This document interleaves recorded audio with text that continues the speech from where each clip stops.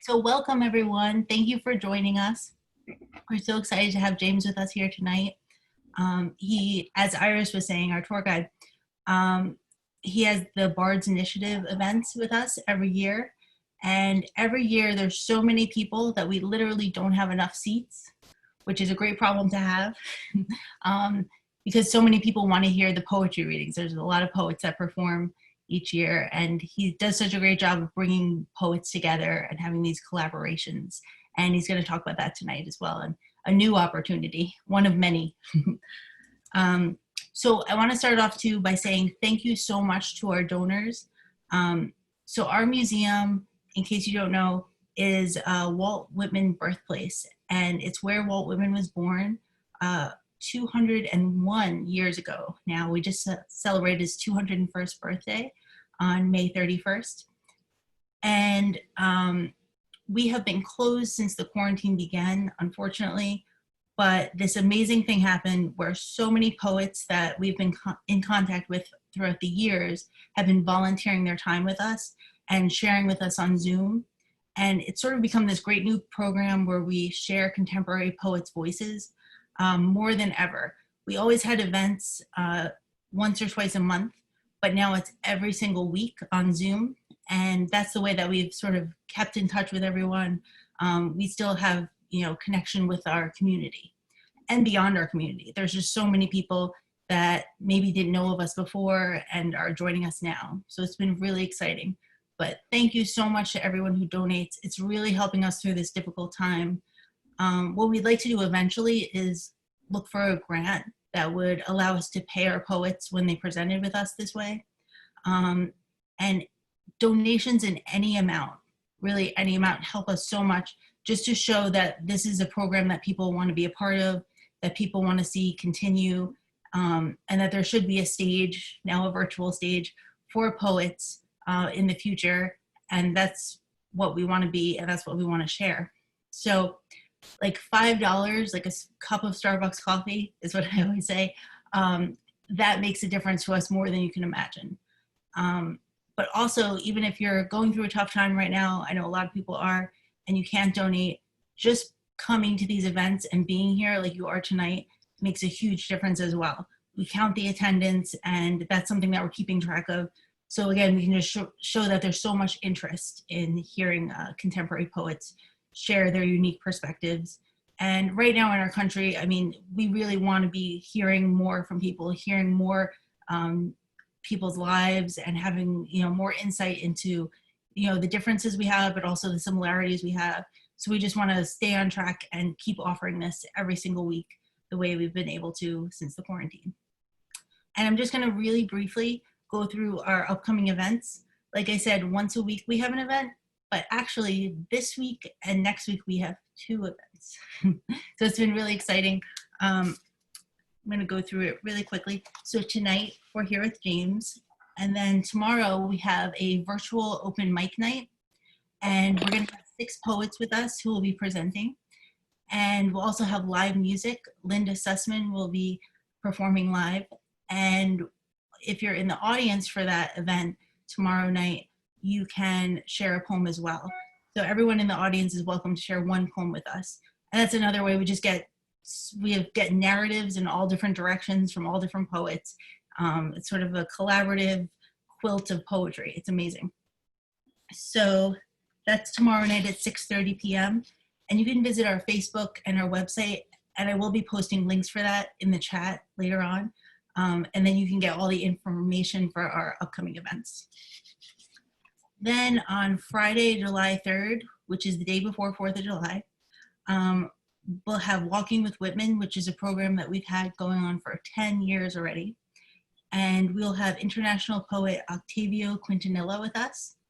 And his poetry is about the American frontier. And we'll also have Wayne Minnecki with us. Everyone's been asking me when Wayne is going to perform, so July 3rd is when Wayne will be with us, and he's actually with us tonight, so hi to you, Wayne. We're super excited for that. And then we'll also have Rory Kelly, who's a local musician, performing with us. She was on News 12 recently. She's really amazing. So definitely come check that out. That's another free event with a $5 suggested donation. And then Sunday, July 5th, so the day after 4th of July, we have a really exciting event. It's a hike on Jane's Hill, which is the highest point on Long Island. And it will be virtual, just like this. Andrew Rimby is a graduate student who knows everything you could ever want to know about Whitman, and he will be guiding the hike, and he'll be reading from Whitman poems about Paumanok, which is the Native American name for Long Island, and that's what Whitman referred to Long Island as. And Andrew will be reading those poems about Paumanok. And actually, we know that Whitman traveled up that hike when he came to visit the birthplace, which is our museum. He went to see the birthplace. Unfortunately, he wasn't able to get inside to see his childhood home, but what he did instead is he went for a little hike, so you can walk in Whitman's footsteps, literally. And then one more event I want to talk about is the following week. On Thursday, July 9th, we'll have Karen DeMauro with us, and she's going to do a workshop about performing poetry. And she really focuses on finding the spirit of the poem. And that is to like read into the poem and see what it needs from you, rather than just having like a way that you always perform. It's more about getting in depth with that particular poem and presenting it the way that it needs to be presented. And Wayne Manecki will be with us for that too. He'll be performing the exercises that Karen shares with us. All right, so thank you for being here. Thank you, James, for being here. We're so excited. And I'm gonna hand the spotlight over to you. Thank you, Caitlin. And, you know, just to talk about the community and beyond, I got to say, because I recognize a lot of the names that I've seen popping up here. We've seen people, you know, from the local gems list here from Delaware, Virginia, Ohio, California, New Jersey, that just names I've recognized just going through there. So, you know, thank you everybody for being here for that. It's, you know, it's a lot of people I'm used to seeing in different parts of the country, but seeing all, you know, one of the great things about the virtual events is seeing everybody all, you know, in the same place virtually. It's like, I'm not used to, it's like, wait, they're supposed to be from that group, and now they're all coming together for, you know, all this stuff. So it's great. Okay, well, hey everybody, hope you're doing great. So a lot of you have been, you know, following along with collaborative poetry during, you know, this pandemic. Some of the things that I've been doing, and for those of you who haven't, we're going to go into it tonight. There's going to be like promised, there's going to be a publication submission opportunity at the end of the presentation. But to start off, just going to go through some of the collaborative poetry exercises, some of the history of collaborative Japanese poetry that happened in ancient Japan. We're going to go over some of the ways that we've kind of modernly adapted collaborative poetry and how it's being used today. And then we're going to get into the unique Whitman themed, you know, opportunity that we have here. So welcome to A Guide to Collaborative Poetry. In case it isn't obvious by the name itself, collaborative poetry is really just a poem written by more than one poet. This is something that actually has been very helpful to me, breaking through my own writer's block during the pandemic, writing with other people. I had a lot of half-finished poems that other people luckily have helped finish with me. Sometimes a collaboration between poets can be as few as just two people, you know, two friends sitting around. But with some of the forms that exist out there, you actually can have dozens or even hundreds of people who are all working on the same collaborative poem. Sometimes it could be done live. Sometimes it could be done correspondence. In the old days through snail mail, these days through email and other means, and sometimes even on social media. Now, Japanese classical poetry, also known as Waka, it had a lot of different collaborative forms. It had a lot of forms that were individual forms for poets to write themselves, but it also had the philosophy that if you took one poet's creativity and added it to another poet's creativity, it wasn't just creativity plus creativity, it was actually creativity times creativity. And a lot of their early anthologies that they show, like the Manyo Shu, have some examples of collaborative poetry in there that really kind of show this. The Renga and the Mondo, which we're going to go into a little bit more in depth, are two of the most popular forms that were used in collaboration. Some people watching, I know, have been a part of the Mondo workshop that we did for BardCon Virtual that we're going to show some examples of. Sometimes these were used in very formal, you know, high society type, you know, methods. Like sometimes some collaborative poems were used in the form of courtship. Other times they were used to maintain correspondence over time. You know, sometimes they were doing, you know, like courtship letters where they would send part of a poem to a prospective lover, and then they would write back a response. And sometimes these were even party games. Like I'm talking, they get a big bottle of sake, they'd be downing shots, and they'd all be going around just writing a verse to the collaborative poem, and what they would come out with at the end was pretty interesting. Some people, if you're familiar with the Metsuo Basho, who is known far and wide as one of the great haiku masters, people really don't realize that he actually was not writing haiku most of the time when he was writing haiku. It just so happens that with haiku, there are the rules, the seasonal word, the cutting word, the 575. What he was actually writing was something called hoku most of the time. And a hoku is the first part of a collaborative poem called the Renga. So the Renga is written by 3 or more poets. Sometimes as many as hundreds, but you could do it with as few as 3. The first verse of the Renga, like I said, is the 575 line, which is called the hoku, and that's the thing that would get the poem started. That's what Basho was normally writing. And the reason that he was usually writing it is because the one to kind of start off the poem is usually considered the guest of honor, or the person who is the most educated out of the group would usually have the honor of starting the poem. Yes, this was actually considered a serious honor back during a time when if you were at the station where you were starting one of these poems, it was considered like you were a big deal. So sometimes I think I was born in the wrong century for that, because, you know, when these things were like honors bestowed upon you. So the hoku poet would start the poem, and then the rest of the poets would come in with alternating tanka. Like, as you can see here in the diagram, you've got the hoku here, and then this poet, the second one, would come in adding a verse here, and then the next one would kind of go there, and then they would just keep linking them. If you had more than 3 poets, they would kind of add them in turn in unison, and then when you ran out of poets, sometimes that would be the end of the poem, sometimes you would keep linking them again. And Renga would fill entire books sometimes. They would keep going and going and going with them, and you would sometimes end up with really thick tomes. I have an example of a Renga that I did at a workshop in Schoharie Library. Luckily, it's not a tome. For those who don't know, Schoharie is upstate New York. It's a nice little town that has it's a small town. The library is actually a converted house, which I found really really charming when I was there, even though I think I have more books in my own house than their whole library probably did, but that's okay. And we had 5 workshop attendees for this. So this little hoku starter here that I have is something that I've used in a lot of different workshops and presentations at, you know, Japanese culture conventions or colleges or libraries and stuff. And then we had 5 people who were all working on the Renga, which we'll get into. So I'm going to read this as an example. Here's the hoku. 1,000 years of Japanese poetry end. No time to learn it. So keep in mind that all the following verses, which are all done more or less in tanka form, were all written by different people. There were 5 people and there's 10 total verses, so we did 2 rounds. And just another clarification, the only thing that the people had to go on for starting this was the first hoku, and just to see kind of how well these things come together, because what we usually do in one of these workshops is everybody writes a response to the hoku, and then we kind of arrange it in a way that makes sense. So I was really happy with this one. I think it did a good job. So I'm going to read it all the way through. 1,000 years of Japanese poetry end, no time to learn it. Work 80 hours, hustle bustle New York pace, schedule filling, up all the way to the brim, no millennium to spare. The will to attempt only ever seems to come when in the shower, or near any other time I can't afford to sit down.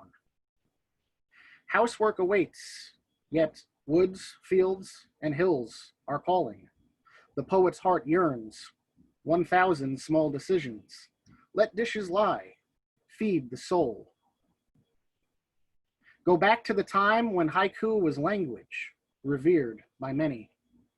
Learn from the masters of old, you will soon find what you seek. If they could see us struggling with these syllables, would the masters smile, shrug, or simply turn away? Our poems are not the same. How could we follow? Can the same flame be kindled centuries later from tinder left in the rain? Central heat made us lazy. There's no discipline. The culture's so separate. Japan, so refined, so practiced and rehearsed. Me, I microwave pizza. Thoughts swirl like snowflakes, melting before completion. The scratch of a pen replaces the swishing brush, but black ink still stains the page.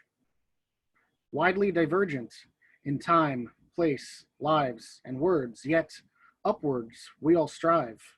Masters and students through time, our thoughts bridge 1,000 years. Poetry comes alive. History springs forth anew. Eager minds await. The masters of old are pleased as fresh words fill the spring air. Now, one of the reasons I wanted to show this particular example is because this was, again, this was 5 different people, and yet when you read the flow, it really feels like one poem. And I've done this type of workshop with Renga quite a few times, and I've never had a situation where we didn't come up with a poem that all fit as well as this. And it's something, when you think about it, in the different angles, it's like some people are starting with the idea like, oh, we can, I can do that. And some people are like, no, I can't do that. But so you weave it together with the flow, and it just comes out with something that, I'm always impressed by the inspiration that just comes together and the creative brilliance that comes out of the collaboration. So, but yeah, so that's an example of a Renga. And maybe at some point, as we still need to keep distant, we'll actually do a Renga workshop on BardCon Virtual. Now, one thing that we did do on BardCon Virtual was the Mondo. The Mondo, it's another Japanese form of poetry, and it comes from the Zen practice of rapid question and answers between a master and a student. This is written between 2 poets. There is actually a similar form called the Sudoka, which is one poet writing the question and the answer, but for the Mondo, they're one poet is writing the question and the other poet is writing the answer. A Mondo consists of 2 stanzas, 3 lines each, 19 syllables or less, so it's often 575 or 575. In Japanese, you see those syllable structures quite a lot. People always ask why, and I always say, well, I don't really know, but the educated guess for that is that the syllable structure in that kind of, in the same way that in English iambic pentameter is the most natural sounding, the educated guess would be that that's the way that they discovered lines sound the best with the Japanese language. Like I said, the first stanza is the question, the second one's in the response, and it's usually written in the spirit of Zen, where it's responses through meditation and observations of natural surroundings, though that's not always the factor. But the way to usually do a Mondo is you get the question verse, and then without thinking too hard, you immediately respond with the answer. Like I said, we did a workshop for this through BardCon Virtual. We actually paired up 40 poets. It was the first virtual workshop that we kind of did during the COVID crisis, and it came out really, really well. In fact, the book there that you see that actually went on to become an Amazon bestseller in its category, it was #1 new release for over a week. So people were happy about that. It also, so we put in the 40 poems that came out from the workshop into that book, along with actually the how to do the exercise, like whether you have a big group or just a few people. So what we did with it, since it was 40 poets, is we paired them up, and for the most part, they were people who actually had never known each other before, never worked with each other before. I knew most of them because of traveling. And so this was like, another, through the virtual, a great way to actually get people kind of exposed to each other's work and to see, just the wonderful creativity that spawns from that. But so we ended up getting 40 poems out of it because each person wrote one question and then one response. They kind of, swap. So we got 2 poems for each. And I have a few examples here that we're going to take a look at. So these are 2 examples by Sarah Ritter, who lives in Connecticut, and John Dutton, who lives in Virginia. Long distance correspondence, collaborative poetry. Is it a new trend, you say? I kind of hope so. So the way that, you see how the names are kind of reversed there. Basically, all that means is in the first one, Sarah Ritter wrote the question and John Dutton wrote the response. And then in the second one, John Dutton wrote the question and Sarah Ritter wrote the response. So when I see her in... Ooh, I heard another voice. So, since I know that someday I will die, then how should I live my life until then? Fearlessly I stride, with my chest out and head high, to take on the world. And then they're switching. Might also point out John Dutton's a teacher. Virtual teaching, sign of the apocalypse or a passing phase? It's a phase proving people who still crave knowledge will find ways to learn. And one of the things that I really liked with a lot of these is sometimes you had questions that started off a little bit like apprehensive or anxious about the world, and then the answers almost universally came back positive. So it was always a great thing to show. Here's a couple more examples. This one by Alex Edward Boudre, who's from right here on Long Island, and Stacy Savage, who's from Indiana. Why is the moon shy when crowds of stars swarm the sky with their delightful laughter? The moon is resting, awaiting his chance to bathe and spotlight the newborn earth. You know, and again, I just can't emphasize enough, these are people who never really know each other. And they, you know, the way that they worked together was just absolutely seamless. Like, I was super impressed with the results of this workshop. The next one by Anne-Marie Merzen, who's from New Jersey, and Sharon Anderson, who's also from Long Island. Why did the white owl roost in the lavender bush at the curve-in sidewalk? I find my answer lies not in the question why, but in the who. I love Sharon's comedic responses there. She's great. And then next couple examples I have are actually ones that I co-wrote with my publishing partner, Nick Hale, who's from Virginia. Although he originally grew up on Long Island, he actually lived for a long time in Huntington, not that far from the birthplace. We went to school together back in Catholic school when we were younger. So the first one, I'm asking the question and then he's responding, and the second one, he's asking the question and I'm responding. How much potential, energy, never kinetic, has been wasted? Potential held cannot be wasted.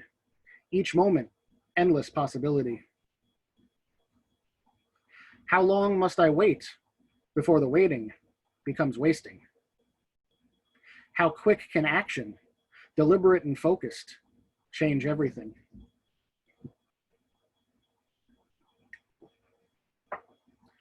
Was a fan of both his question and his responses. So those are just some examples of some Mondo. We have a whole book full of them if you're interested in seeing more about that. So now we get to the point where we're adapting collaborative poetry to the 21st century, which, you know, I've seen other forms of collaborative poetry happening where, you know, there's a lot of examples out there where people are doing it line by line, where you have a lot of poets who will write one line and then another poet writes the next line. And some of them pull those off really well. To me, though, that's always been dependent on how well the group gets along, or, you know, because doing one line isn't always a lot to work off of. So I with the ones I do, I tend to prefer it be by stanzas or multiple lines. But there's really no shortage of ways to go about writing collaborative poems. There's a lot of different styles. This book right here, A Pathway to Dreams, a collaborative collection, was my latest book, which is a collaborative collection, not an anthology.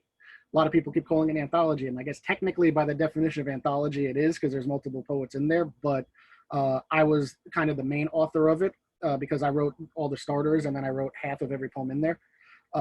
And this book happened entirely by accident. Like most good things in my life tend to happen by accident. Usually when I have a bright idea, it never works out. Usually I stumble into things that work. Because the last book that I produced of my own stuff came out in December, and that was the first book I did in 3 years.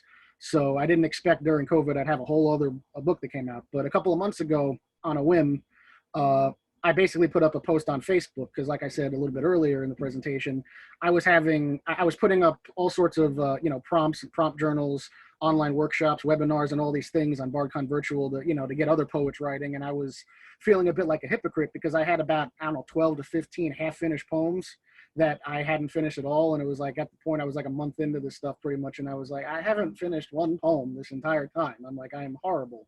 I'm a good publisher maybe, but I'm a horrible poet. And so I had all these like first verses of poems, and considering that the Mondo workshop works so well, I kind of decided, you know what, let me just post this on my Facebook wall and see what happens. So here's the post I did actually. It was on April 2nd was the first one that I did. Basically just, you know, said who wants to write the poem with me, and I put up the first verse of the poem, and as you might be able to see there, I got 102 responses, which that includes my responses and then their re-responses, because the idea was these were 4 stanzas. But so everybody was responding to that one first verse that I did, 1,000 dreams and desires, never written down, never spoken aloud, fleeting, floating like a passing breeze.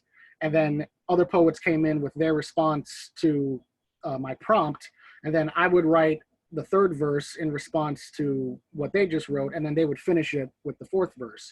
So we ended up with a whole lot of completed 4 stanza poems. The first day it was, 20 something, like almost 30 poets had replied to it, all from just a whim of a Facebook post. And so I decided I was going to do it again a second day. And then when the second day did so well, I'm like, well, I'm going to have to wrap up the trilogy and do the third day. And from the 3 days, got enough poems, and everybody's like, you should put this into a book. And I'm like, yeah, I guess I should. So that's how we got the Pathway to Dreams book, which I have right here. And one of the good things about this, too, I'm going to read some of the example poems in there I have on the presentation, but I'm actually going to also just read the 3 starting verses that I have, which actually create a complete poem themselves. So I actually accomplished writing a poem during all this. Wow, it was like a very roundabout and probably ineffective way of doing it, but I did it.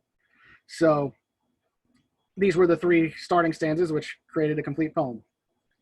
1,000 dreams and desires, never written down, never spoken aloud, fleeting, floating like a passing breeze. I wrote down a desire, and it became a vision, a goal. A path materialized, and I took my first steps. My eyes looking forward at all the places yet to go, overlooking what was behind me and how far I had already traveled. And the great thing about that was that it's a poem by itself, but each one of those stanzas branched off, and we got a whole bunch of other poems from it. So I'm going to show some examples of that here. This one on the left, I co-wrote with Kevin Rabis, who is actually the former state poet laureate of the state of Kansas. 1,000 dreams and desires, never written down, never spoken aloud, fleeting, floating like a passing breeze. A parking ticket, a receipt for a 6-pack of seltzer and cans, and that Valentine card I bought but never gave you, already gone, moved on. That $1 billion idea, the recipe for grandma's Italian-style meatballs, incorrect mathematical formulas for cold fusion, all gone, swept with the leaves and out into the street, where I hunt with my hands for all I've lost, all we've lost, to the wind. And the thing I like about these, is, if one just looks at it and isn't told that this was written by 2 different people, they kind of work together so seamlessly, in my opinion, that, you might not know that unless somebody kind of pointed out to you that this is 2 separate people who wrote these poems. Here's another one with Mary C.M. Phillips, who actually was just one of your features for the Walt Whitman birthplace, I think last week or really soon ago. I know she likes to do poetry with music. So 1,000 dreams and desires, never written down, never spoken aloud, fleeting, floating like a passing breeze. My fear floats too and scatters like ashes, allowing me to catch the breeze, sailing unafraid. With each new wave, the map seems smaller, less complete. What was once just legend is now my reality. Precision now required, clouds no longer opaque. Stars may burn, but yet I reach.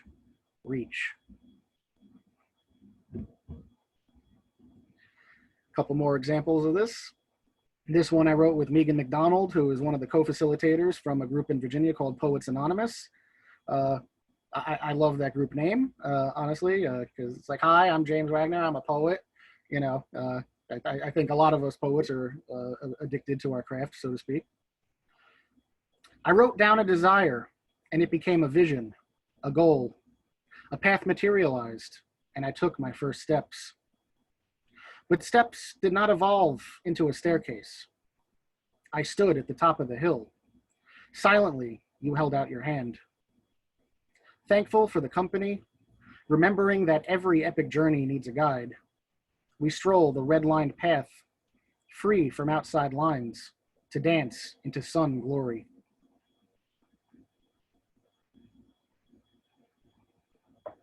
This next one I wrote with Mark Rosen, who was actually from Long Island and the treasurer of the Bards Initiative. And usually guards the food when we have events at the birthplace so that nobody goes for it until it's totally set up. You know, very essential task. My eyes looking forward at all the places yet to go, overlooking what was behind me and how far I had already traveled. There was no path to travel, nothing behind me but footprints, nothing ahead but virgin soil, untouched land on either side, no obstacle to traverse. And I realized that the path had never actually existed, an object of my vision, a mirage. And yet, how far I traveled. I never sought a path. I merely walked. The distance was irrelevant. The distance is irrelevant. I continue to walk. So yeah, these are just some of my favorites from the collection. I was really, really happy with how they turned out. And again, it completely cut through my writer's block, because the funny thing is when I go through this book and I actually look at some of the stuff that I wrote, I sometimes don't even remember having actually written it, because I was just kind of going off on gut to what they responded. And then like I would, without really thinking, just respond to it. And, you know, we would, you know, the stuff that came out of it, I think was great. And I don't really know what to call this collection. I was thinking of calling it like a mosaic something, because it's not exactly an anthology, collaborative collection or whatever. So if anybody has any suggestions for what to call this particular genre of new book, let me know, because, you know, I'm kind of hoping that it catches on. So now we get into the call for submissions. Doing all this collaborative poetry kind of had me thinking about a lot of different things in terms of the nature of poetry. And one of the things that I was thinking about was how, you know, in the virtual world, it was kind of so nice to see so many people doing creativity from across state lines and across country lines. And we actually had another project that isn't quite out yet, because it got way bigger than I thought it was going to get, called Poetic Bridges, that actually has, it's collaborative poetry between poets from, I lost track of how many countries. I think it's like 16 or 17 at this point. It's like over 200 poets in this book. It's an American poet paired with a poet from Greece, Sweden, Canada, Australia, New Zealand, Romania, and yeah, a bunch of other countries, Mexico. You know, just all, you know, and some like just, you know, some of them in groups and some of them just like one or two representing. So that book's taking a while to be done. But so when I was thinking about just, you know, that limitations, it started me thinking, maybe we don't need to just not be limited by geography. Maybe we shouldn't be limited by time either. And maybe we shouldn't be limited by whether or not the poet is actually alive or not. Because there's, you know, when thinking about it and just thinking in terms of my own, the creativity that I got just bouncing off of other people's stuff, because I was like in a dry well myself with writer's block, and it just wasn't coming out myself, but other people kind of giving me the spark, and, you know, I think it went really well, and other people reported similar results from the collaborative poetry. And I was thinking, like, we have so many wonderful examples and people out there who have written before us, and it's like, well, what if we, you know, started writing a poem with them? And now this isn't always applicable, because there is something known as the public domain, so know about that. However, Walt Whitman is totally in the public domain, because he's over 200 years old now. We just celebrated his 200th birthday last year, and actually we did a convention for it, and we did stuff, Walt Whitman read around at the birthplace. Some of you listening tonight were actually there, so that was fun. So considering this is the Whitman birthplace, I thought, who says that we can't only collaborate with a living poet? Let's write a poem with Whitman. So here's an example that I did. I wrote a poem with Walt Whitman. Yes, I did. I feel special. Some of you are going to recognize the first half of this new poem. When I'd heard the learned astronomer, when the proofs, the figures were ranged in columns before me, when I was shown the charts and diagrams to add, divide, and measure them, when I, sitting, heard the astronomer where he lectured with much applause in the lecture room, how soon, unaccountable, I became tired and sick, till rising and gliding out, I wandered off by myself in the mystical moist night air, and from time to time looked up in perfect silence at the stars. And as I gazed, I tried to imagine how figures and facts could come up so short in definition of the miraculous. How could one hope to learn to swim from pages in a book, never touching the water, never applying the strokes? And down this path, my thoughts journeyed to the question of just how many professors of the mirage Those immersed in only the theoretical, who've never fully known their subject, insist on teaching us that which they have no way of knowing. So that was the poem I wrote with Whitman. He didn't know about it, but that's okay. So here comes the call for submissions now. I challenge you all, everybody listening tonight and plenty of people on my email list who will be sent out afterwards, to write a collaborative poem with Walt Whitman. So basically how this is going to work, and there will be a detailed page with some more stuff about this, but the way it's generally going to work is you're going to choose either a verse, stanza, or just several lines of a Whitman poem, but keep it up to 10 lines at maximum. You're going to then write the continuation of the poem in the same way that I've shown the examples throughout this presentation. Try to keep symmetry with the line number. So if you pick a verse that's, say, 8 lines, write 8 lines like I did with The Learned Astronomer. If you pick a verse that's 5 lines, write 5 lines. And then you're going to submit your poems to whitmancollabpoems@gmail.com. And when you're sending in your submission, please include the name of the Whitman poem that you chose. I am pretty well versed in Whitman, but I don't know every single poem he wrote, so it would be nice to refer to them. And also send in a third-person bio with 3 to 4 lines, and just for submission purposes, put your poem in the body of the email and attach it as a document as well, because sometimes when you put stuff in the body of the email, the formatting gets kind of wonky in that. And the deadline for this project is July 15th, so still several weeks away. I have faith in every single one of you can write a poem with Whitman after seeing this presentation, and that's pretty much the end of my presentation. So we could do questions now, and if we run out of questions, I could always read a couple more poems, pretty much whatever you guys want to do.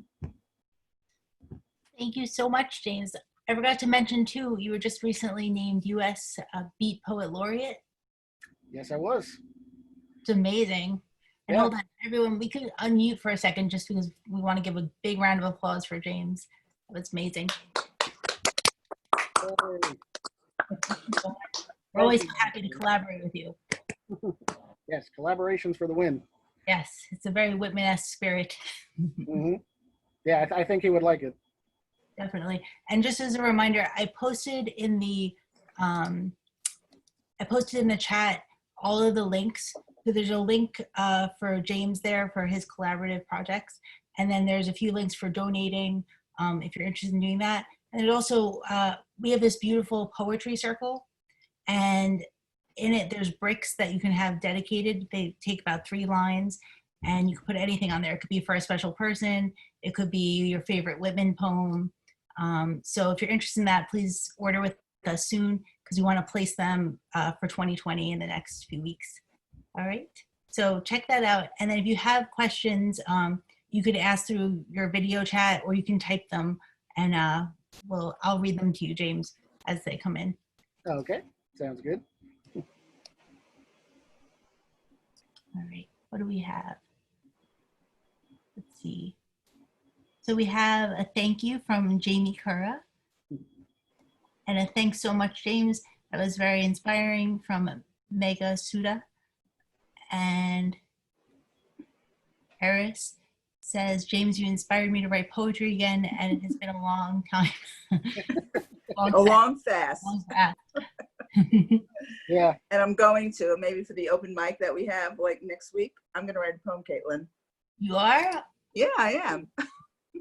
Yeah, that always makes me happy to hear, because when I was at Dowling before it closed, there was a poetry professor there who shall remain nameless, who people would take their poetry class and swear, I'm never writing poetry again, because he made it really complicated. And so whenever somebody's like, you've inspired me to write, I'm like, yay, I did the opposite of what that. So thank you, Iris. You inspired Zach somehow, and now you're inspiring me. Oh yeah, you two work together. Zach writes poetry now? Zach and he worked together at Dairy Barn Yeah. many years ago. Oh yeah.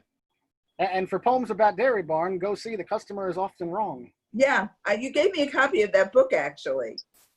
Yeah?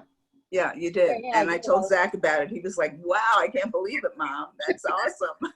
Well, he was probably there for some of the incidents that inspired that. For just explanation, that I worked at Dairy Barn, which is a Long Island drive-through convenience store.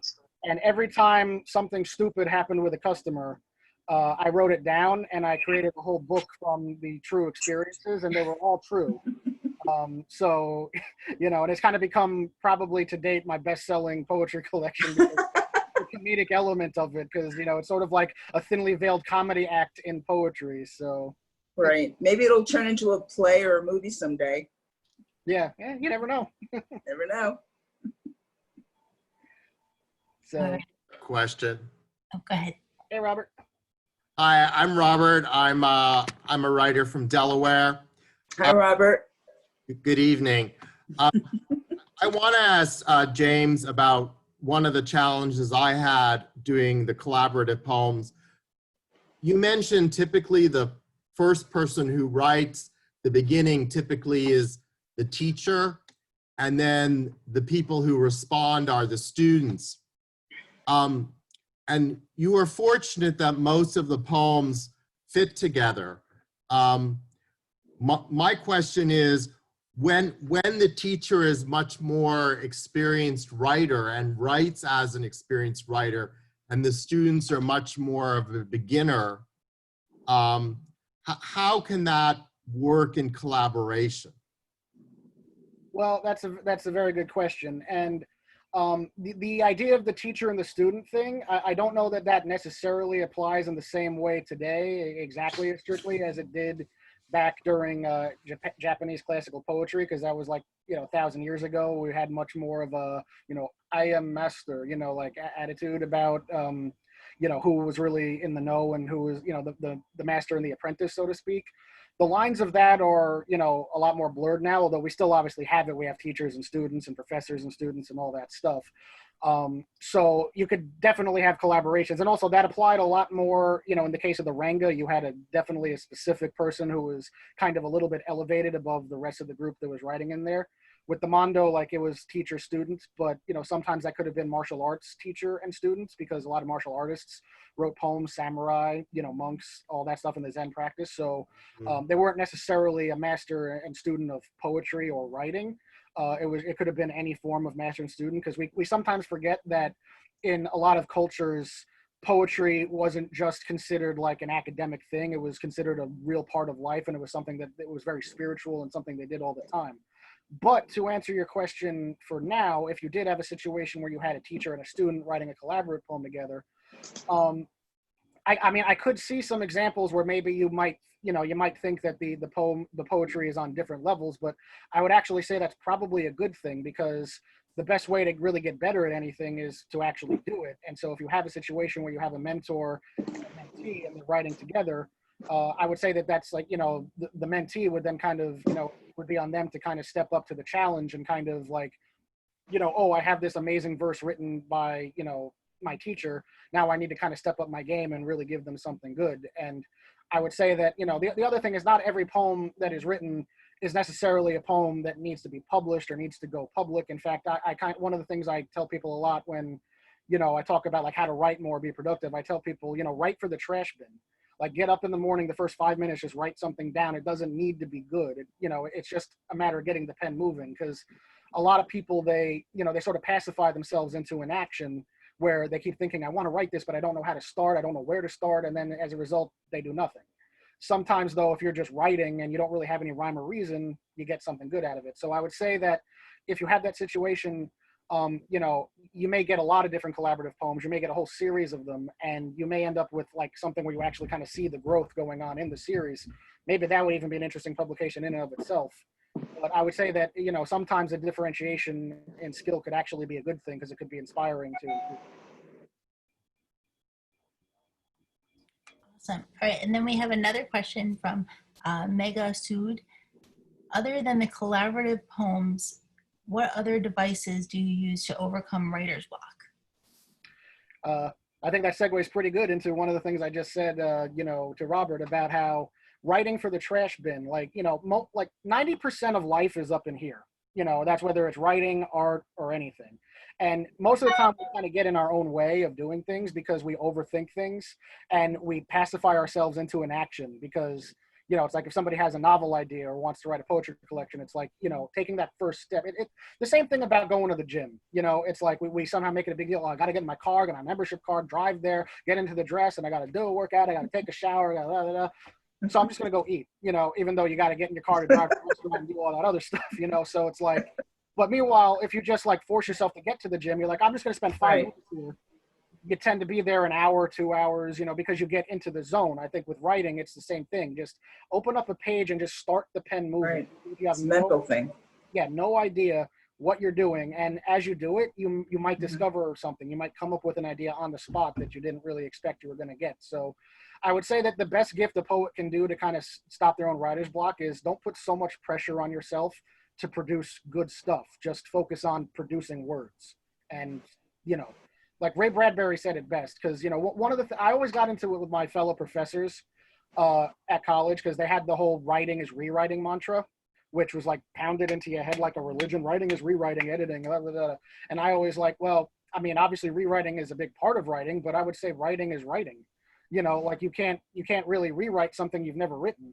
And if you've only written one thing and you spend 20 years rewriting it, you know, you're robbing yourself of a lot of experience of writing. Ray Bradbury said, you know, obviously quality over quantity, but quantity produces experience and experience produces quality. And you kind of can't really get somewhere without the other. So that would be how I would suggest getting over writer's block, is just write. Just don't put any pressure on yourself. Just write. All right. And then we have a comment from David Portolano. And he said, that was outstanding. I've been calling myself Beat Poet Laureate. Didn't know there actually was one. Yeah, there's the National Beat Poetry Foundation, which exists up in northern Connecticut. They actually have, you know, they appoint Beat Poet Laureates in many different places of the country, and they actually have a festival every year. And I'm actually their official publisher, Local Gems Press, for the anthologies that they do. And originally I was the Long Island, New York Beat Poet Laureate, was kind of the first title they gave me. And then I guess somebody on the committee decided I deserved the United States one. So I'm happy for that. It was unexpected. But yeah, so there is a whole organization out there that, you know, manages the Beat Laureates. So, and a couple of other Beat Laureates actually were on the till tonight, you know, watching this actually. So I wasn't even the only Beat Laureate here on the presentation. All right. And then we have a question from Sandra Feen. Who are some of your favorite contemporary poets? And she also said, wonderful presentation, by the way. Thank you. Oh, that's so a loaded question, me being a publisher and dealing with so many contemporary poets. Because it's like, I feel like whoever I answer, it's like I'm going to get like 5,000 other people. Why did you say me? You know, people who know me personally who might like show up with pitchforks and things. Can I say myself, even though that's not true? One person who comes to mind, and you know, I don't know if this is because quality or just entertainment value, but I like you know, certain poems by Taylor Mawley comes to mind. You know, he's a slam poet. He's the one who did the Impotence of Proofreading, which I won't read any of right now because it's a little bit too R-rated, but it's a very funny poem. So he's one that kind of comes to mind just off the top of my head. There's so many. There's too many to name, to be honest, because I'm very blessed and fortunate to deal with so many wonderful contemporary poets. And they're not all, you know, they're not nearly all from academic circles. Like, because one of the things I love is there's poets who are, you know, they do other things, but they're poets, you know, like you got the auto mechanic who's a poet, you know, the restaurant owner who's a poet, you know. So yeah, too many to name. So sorry, I wish I could give a better answer on that one. And then we have a comment from Wayne Manecki. He said, this was fantastic, James. Learned a lot tonight. Thank you. And Thank you, Wayne Wayne. will be with us in just a few weeks, July 3rd, next week. Whoa, time is going by fast. But yeah. Wow. Yeah, but definitely tune in for that. That's going to be an amazing event too, July 3rd. Oh yeah, definitely. Thank you, Wayne. And John Wessex says, cool idea, which definitely is. Mega Sood says, thanks, James, for the response. And Mary Phillips is here too, and she says, congrats to James. Thank you. Hi, Mary. Yeah, I wish I had the audio file of the music background she put to the collaborative poem that me and her wrote, because she's great with the music, accompanying to the spoken word. So, as probably many of you know, because you saw her, not that long ago. All right. Do we have any other questions? All right. Well, we want to say thank you so much again, James. It's amazing. And I hope that everyone here, if you're interested in the virtual open mic tomorrow, that would be great too. We have so many poets that join us, and it's an opportunity to read one of your poems. And we hope to see you then. And I'm just going to come back for a second. My cat's name is Haiku, and I tried very hard just now to get her to come over and do some sort of cute thing on camera, but she did not cooperate, unfortunately. But if you join us a lot, you'll see her. She just sort of pops in and pops out. I don't know, it seems to disturb her a little bit that I'm talking to no one all the time, and then she just sort of collapses and falls asleep after these Zoom events are over. You need to get a dog named Tonka. I just saw that in the chat. You need a dog named Tonka now. Oh, Tonka, that's a good name too. And then you need a flock of birds named Renga. That would be amazing. Something to work towards, certainly.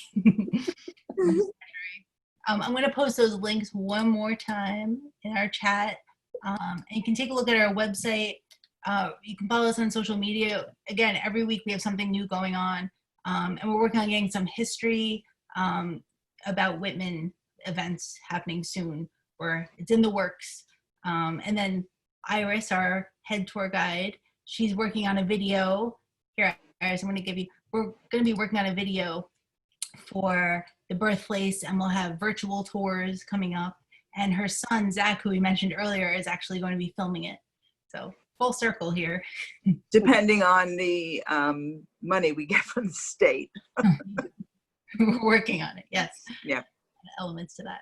But she's an excellent tour guide, and she has a lot of great stories about Whitman that she works in there too. So it's good to learn more. All right, thank you so much, everyone. Remember to check out those links, copy paste them. I think that's the best way of getting them usually. And hope to see you tomorrow and or next week. All right, thank you again, James. Thank you, and thank you, Caitlin, for running, the whole virtual world that we now exist in. Yeah. So happy to, so happy. We're reaching new heights here, new people.